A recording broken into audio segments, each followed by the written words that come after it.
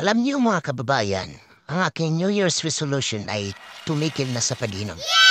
Kahit yung nakikita niyo pong mga takip ng alak, takip na lang po yan. Pinagtatapok ko po ang laman yan. Sa katunayan nilagay ko po sa pitsil. Sayang kasi, binayaran ko rin yan. Joke lang po. Ito po yung nainom ko sa loob ng kalahating taon. Ito po yung mga tansan.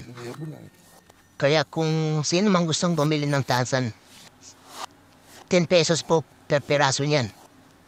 Message lang po kayo sa aking messenger. Re-replyan ko po kayo. Collectibles po yan. Mahal po ang isa niyan. Imported from Spain. Joke lang po.